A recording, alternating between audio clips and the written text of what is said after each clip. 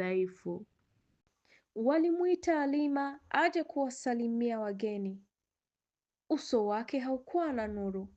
Alionekana kama mtu aliyepoteza matumaini ndani ya moyo wake. Hata hivyo, alikubali kusikiliza na kuheshimu uamuzi wa wazee. Ilipofika jioni, Halima alimfuata Abdul ili kumuaga kwa mara ya mwisho, kwa kuwa sasa alikuwa tayari mke wa mtu.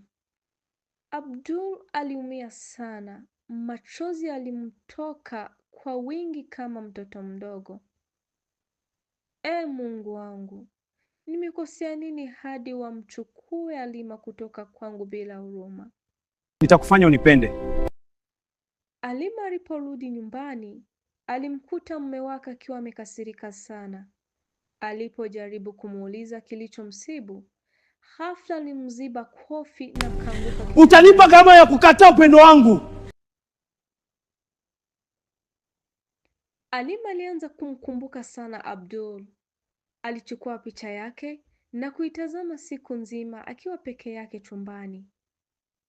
Siku moja, alipokuwa ndani ya chumba chake, alisikia mtu akigonga mlango. Alishtuka sana, kwa sababu ilikuwa muda mrefu tangu atembelewe na yeyote. Hata wazazi wake hawakuwa wakimtembelea. Alinyanyuka mara moja na kufungua mlango. Abdul, umejuaje niko hapa? Hawakumaliza maneno. Walikumbatiana kwa muda mrefu. Kwa bahati nzuri, mume wake hakuwepo usiku huo. Abdul hakufurahishwa na yale aliyoyasimuliwa na Halima kuhusu maisha ya ndoa aliyokuwa akiishi. Baada ya mazungumzo marefu, mambo yalitokea ghafla. Wakaishia kulala pamoja. Sasa maswali yanabaki. Je, Halima akijifungua atamficha mume wake ukweli kwamba mtoto si wake, au atamweleza ukweli? Vipi kama siri hii itagunduliwa na wakatarakiana? Je, wazazi wake watamkubali tena au watamtupilia mbali?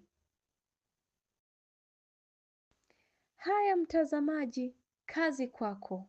Kumbuka, maoni yako ni muhimu sana. Asante.